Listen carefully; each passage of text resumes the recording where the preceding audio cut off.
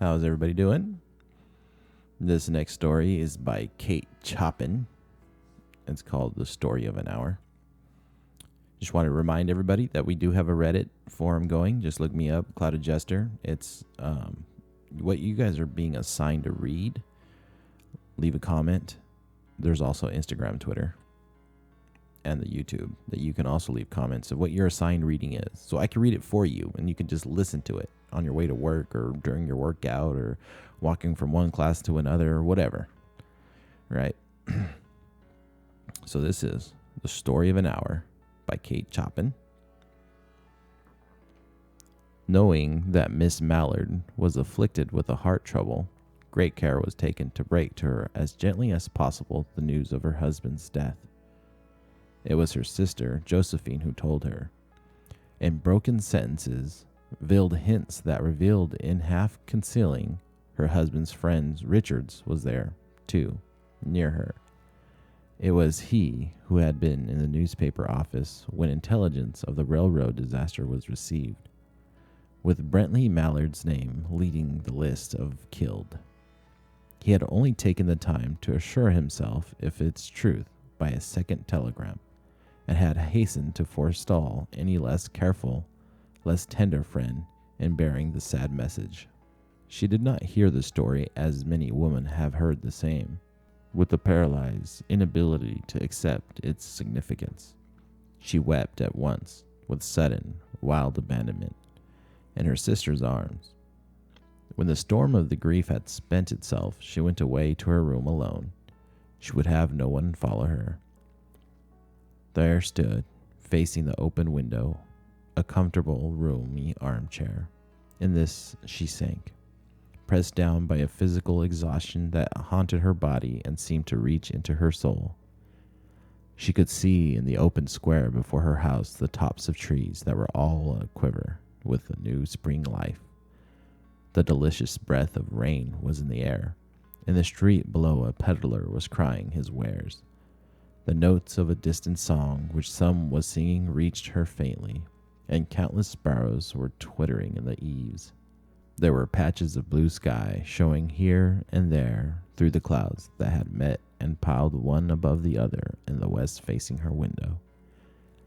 She sat with her head thrown back upon the cushion of the chair, quite motionless, except when a sob came up into her throat and shook her, as a child who has cried itself to sleep continues to sob in its dreams. She was young, with a fair, calm face, whose lines bespoke repression and even a certain strength. But now there was a dull stare in her eyes, whose gaze was fixed away off yonder on one of those patches of blue sky. It was not a glance of reflection, but rather indicated a suspension of intelligent thought. There was something coming to her, and she was waiting for it, fearfully. What was it? She did not know.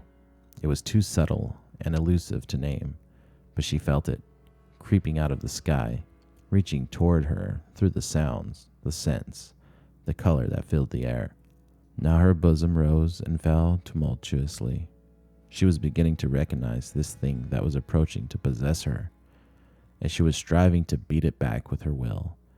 As powerless as her two white, slender hands would have been, when she abandoned herself, a little whispered word escaped her slightly parted lips. She said it over and over under the breath, "Free, free, free." The vacant stare and look of terror that had followed it went from her eyes. They stayed keen and bright. Her pulses beat fast, and the coursing blood warmed and relaxed every inch of her body. She did not stop to ask if it were, or were not, a monstrous joy that held her. A clear and exalted perception enabled her to dismiss the suggestion as trivial. She knew that she would weep again when she saw the kind, tender hands folded in death, the face that had never looked save with love upon her, fixed and gray and dead. But she saw, beyond that bitter moment, a long procession of years to come that would belong to her absolutely, and she opened it and spread her arms out to them in welcome. There would be no one to live for during those coming years. She would live for herself, There would be no powerful will bending hers in that blind persistence with which men and women believe they have a right to impose a private will upon a fellow creature. A kind intention or a cruel intention made the act seem no less crime as she looked upon it that brief moment of illumination. And yet, she had loved him, sometimes. Often she had not. What did it matter? What could love, the unsolved mystery, count for in the face of this possession of self-assertion, which she suddenly recognized as the strongest impulse of her being? Free, body and soul free, she kept whispering. Josephine was kneeling before the closed door with her lips to the keyhole, imploring for admission. Louise, open the door. I beg, open the door. You will make yourself ill. What are you doing? Louise, for heaven's sake, open the door. Go away. I'm not making myself ill. No. She was drinking a very elixir of life through that open window. Her fancy was running riot along those days ahead of her, spring days and summer days and all sorts of days that would be her own. She breathed a quick prayer that life might be long.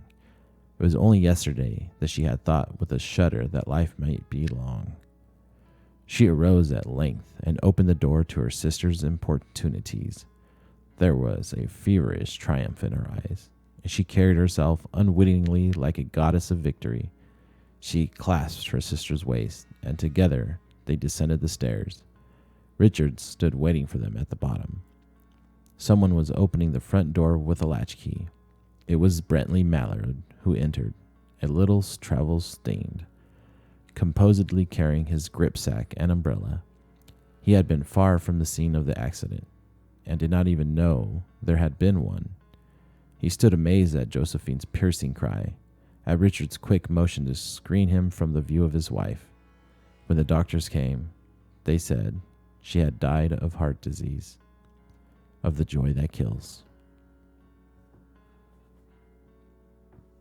So that was it. A short story, right? She was so happy her husband died, and then boom, he didn't die, and it killed her that he didn't die. That was my short little 30-second assessment of that ending. As always, you guys, Twitch, Twitter, Instagram, YouTube comments, and now we have that Reddit thread open so you guys can share with me your assigned reading so I can read it for you guys. All right, everybody, peace out. Oh yeah, that's Clouded Jester on all those platforms. Peace out.